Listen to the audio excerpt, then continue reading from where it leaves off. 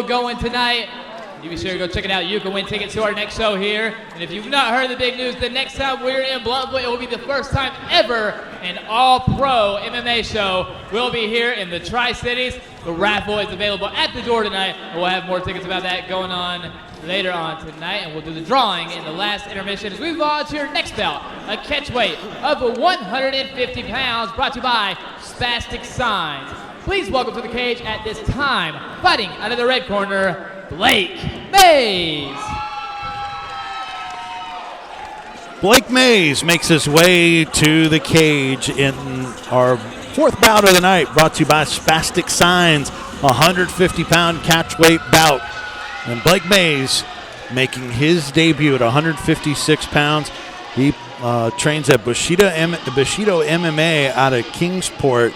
It's a camp with quite a few fighters. What do you know about Bushido? I actually had a chance to be backstage and talk to Blake a little bit, man, and kind of got a chance to fill him out a little. He's he's a young kid. He's 23 years old. He's not been training long. He says he's had about 3 months experience training, and he's ready to kind of step in there and see what it's about and give it a shot in here and feel like he's ready. I mean, he knows he has a lot of things to work on. One thing he does say, he doesn't care where the fight goes. He's ready to, if it goes to the ground, he's ready to take it there. If it stands banging, he's ready to do that as well. So hopefully this kid is he's not scared, and he's ready to get out there and throw down. Blake Mays stands 5'10", has some teammates from Bushido that are fighting here tonight, including Judd Babyface Brown, who is in the co-main event, as he'll take on Jesse Top Gun Grun in our co-main event a little bit later on tonight. Plus, Bushido has Devin Ward, the Warden, and then also Fancy Angie Dugan as well. They've got it. Now, please welcome his opponent, fighting out of the blue corner, Logan Vittetoe. Another debut, Logan Vittetoe, 150 pounds, fighting out of, he stands at 5'8", fighting out of Team Enigma in Bristol. What can you tell us about Team Enigma, who also has plenty of representation in that? I really, on the last show, I kind of got a chance to see some of the Team Enigma guys back in the back. I was watching them throughout the night, watching them fight, and didn't really know where they were from. So just hearing that name, kind of, and as many fighters as they had, it kind of made me take a little bit of notice. And I've talked to Darius Reynolds, I think is his name. Yep, Dirty. And, yeah, man, that kid I've been a fan of since his very first fight. I didn't really know where he trained or what he did. I thought he was just an independent guy. And those guys come out and they've been making a name on this scene. So hopefully they'll keep up that tonight, and we'll see some good debuts out of them tonight. Well, Darius Reynolds, who you mentioned, out of Team Enigma as well, teammate of Logan Vittetoe, will be fighting for the vacant Apex lightweight title at 155 on our main card a little bit later on tonight. Also, Dalton Callahan out of Team Enigma will be fighting tonight. Caleb Arnold on the way on our main card as well. Back to the cage for introduction. Here is Cody Gwynn. Ladies and gentlemen, this next bout is a catchweight at 150 pounds, brought to you by Spastic Signs. When the referee begins, your action in charge of this bout is Neil Farworth.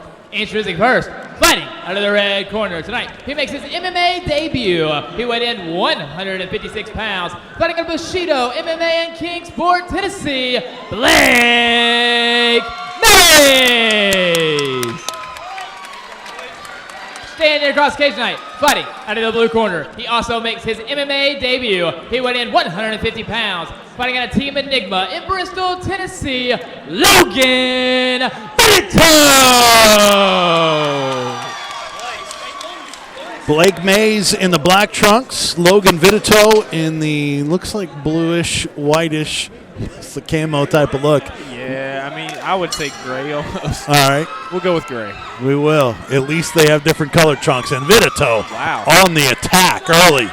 Blake Mays sticking a couple knees.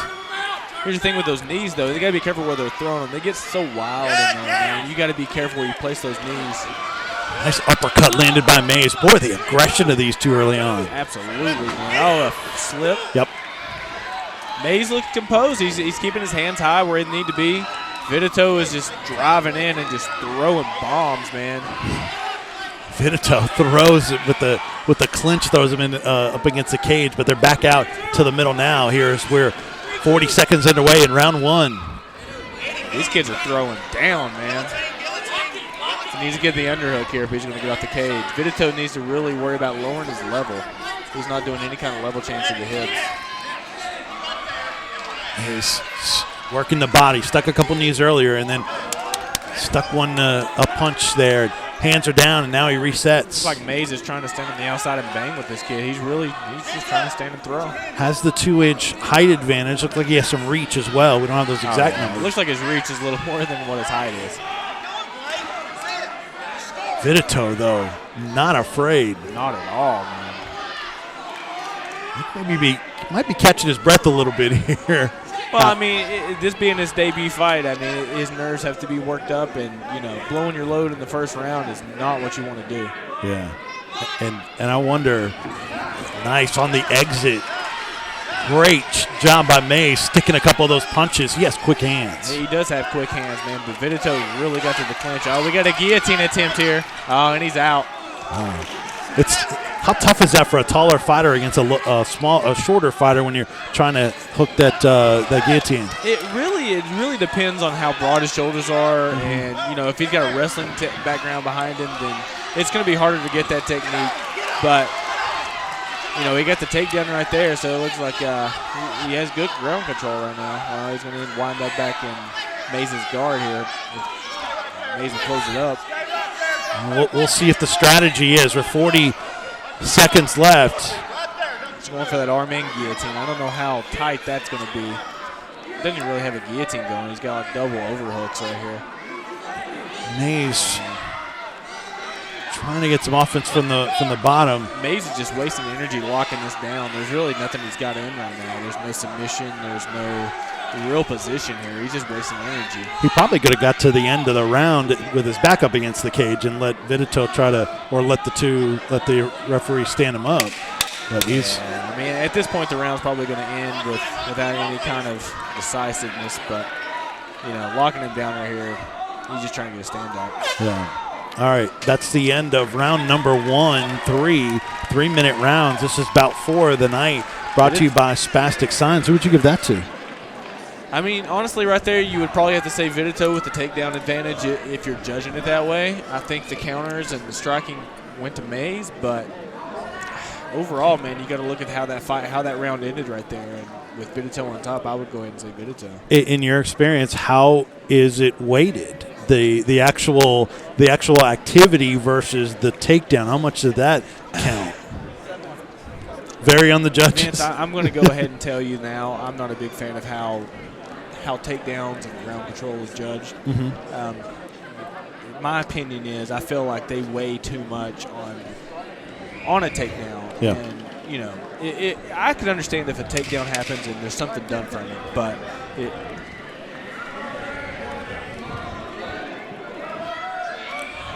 So we are ready for round number 2. Right. What I was saying was I feel like the judges weigh too much on a takedown if there's no control and there's no real damage done from that. I feel like they give them too much credit for it. Here we go. So Mays in the black trunks, and in the gray trunks is Vittetoe. Couple leg kicks to start this bout, and Mays hasn't thrown yet. No, he needs to counter that leg kick. He needs to step in straight right down the pipe. That's going to make him think twice about throwing that leg kick. Mays with a feint. Vittetoe comes up empty with that kick. He's got no answer for it. He's not doing anything for it. He should be using his range right now. Keep his jab out there, but he's not doing it at all. The second round started so different than what the first round did. Well, like I said, you got your nerves. Yeah. You've got a lot of things to take into place right there. Mays shot to the body of Vittetoe. What should Mays be trying to do here? He needs to be turning his hips over the other direction. Maybe get an underhook like he's doing.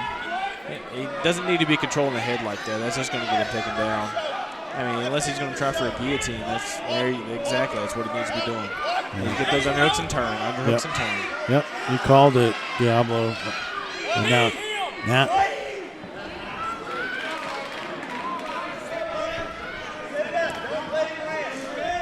Nice kick to the head there. We hadn't seen a ton of those from Mays so far as we near the We haven't seen a lot of action in this round from him. Either one of them for that matter, but, there we go. I guess it takes a little bit of motivation. We're here, the commentator cage side. Not much going on in a flurry. But Mays is good when he's backing up. He lets those hands go when guys are on the attack. He does, absolutely. But the problem is he's backing up when he's doing it. He's getting put on the cage. Right. He needs to be cutting angles and moving off from there. But what he's doing really well right now is listening to his corner, listening to his coaches. His corner even telling Mays not to grab the cage. He did it momentarily. Now he's raining down shots on Vittetoe. And those body shots are going to hurt. They're going to take their toll over time. It's going to force Vittetoe to make a decision what he wants to do here. Exactly. It's going to make him think twice whether he wants to try to go all in on this takedown or just separate and move off. So he's not doing anything. He's just getting tagged with little shots right now. And if it wasn't for Mays raining down the shots, I think our referee would have broken them up. But the activity is coming from Mays up against the cage. He needs to watch those spine punches right there. Vittetoe thought about exiting, but then back out. And now they're going to separate him. Wow. I think we're going to see Vittetoe just rush in for a takedown here. Final seconds. Not much time to make anything happen on the ground. He's tired. Oh, look at Mays. He's throwing some strikes, and combinations. Bloody nose, and that's the end of the second round. Boy, that really helped Vittetoe out as his nose might be busted up. So that round definitely to Mays there. Again, it's one of those, based on the aggressiveness, you would almost have to go Vittetoe, but then once he got the aggressive, the official Valor and Apex event started tonight for only $10. Have to go with Mays. So this could be at 1 round apiece, but between the two. It's up in the air right now. I mean, if I was a judge, I wouldn't know who to give this to right now. Looking good, Billy. Mays looks the better visually with the after effects. I mean, he's a little red in some spots in his face, but boy, you look at Vittetoe, and they were really working on that nose. Yeah, man, Vittetoe came out he came out the aggressive one at the beginning, but like I said, both guys have now realized they're in a fight. They're gonna have to slow things down and be a little bit more technical. It really depends on who's gonna be more technical in this round.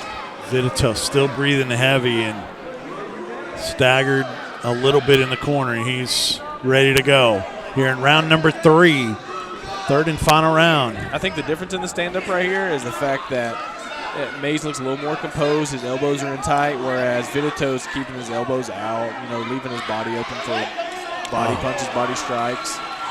Nice head kick there from Mays. That was tremendous. If he would have set it up, it probably would have landed clean. See Mays there in the black trunks, Vittetoe in the gray. Vittetoe, no activity right now. Might be hanging on to get through this bout. Absolutely. He looks a little tired, but maybe he's trying to surprise him and come off with a hard shot right here. Mays looks ready to fight. Yeah. Doesn't look like Vittetoe's trying to give him any of it. Is he trying to reel Vittetoe in? I told you, that's exactly what he was going to do. Yeah. Right in front of us, Vittetoe again has Mays up against the cage. Mays is doing a good job separating his hips and keeping a wide base. Vittetoe really needs to attack that single leg here if he's going to finish. He needs to go hard at it. And just like it happened in the second round, that allows. He's got his hands gripped. He might end up finishing this. You never know. Oh, nice balance by Mays to stay on his feet. Excellent balance, man. He's not low enough on his hips to really be able to finish this takedown. I think he might have grabbed the cage there. No, actually he did. He had his hands turned. Okay. Vittetoe, a lot of energy trying to get the takedown here. And Mays raining down shots. He's doing good placement of those punches. They're not to the back of the head, they're right on the ear. Vittetoe's he doesn't have what it takes to finish this takedown, man. He needs to drive his shoulder into his hips a little more and then separate the weight and drop him down. But is this his best chance to win is to try to complete that takedown or hope for something better in the stand-up? in most instances like this, somebody's going to press you against the cage. There's not going to be a whole lot of action, but Mays is bringing the action, man. He's throwing the punches from the clinch. Vittetoe, he looks exhausted, man. I don't know if he's going to be able to finish. It's over. He is stumbling, and it is over. You know, and that's one of those things. It's, you know, in your debut fight, like I said, you blow your load in the first round, it's probably going to be done. He came out with all kinds of energy and aggressiveness, and then about halfway through that first round, looked like he ran out of gas, and he cannot continue as the referee decides after they broke the two up, and they're up against the cage, and Mays couldn't even stand up straight, and he was still staggering back. And the win goes to Blake Mays, wins his debut. He's at 1-0. Logan Vittetoe falls to 0-1 in his debut, but certainly a learning experience for Vittetoe. Oh, absolutely, man. Hopefully he can, him and his camp can get back to it and take it back to the gym and work on some things and improve and get back in here. That's Dustin Walden, Diablo, our color analyst here tonight. I'm Vince Ferrara here at Apex Fights 6. I got to say, it's a pleasure working with you, brother. Well, same here, man. You're doing an awesome job. Awesome job. It'll be fun throughout the night, and it'll be good to see our guy Tyler Mitten in the main event, who will fight Nick Blesser tonight. And we're looking forward to a tremendous card here at the Dickie Warren Dome. All right. To the cage, our official introduction here is our official results. Here is Cody Gwynn. Ladies and gentlemen, referee Neil Frawworth has called a stop to this fight. 2 minutes, 15 seconds in the third round. Your winner by TKO out of the red corner, Blake Mays. A TKO win for Blake Mays. That's going to do it for our prelims here at Apex Fight 6. We've got a great main event still on the way for you here at the Dickie Warren Dome. Stay with us. More amateur bouts. Our main event, Tyler Melee Mitten against Nicholas Blesser in a welterweight bout. And our co-main event, Rob Babyface Brown against Jesse Top Gun Grun in a 175-pound catchweight bout.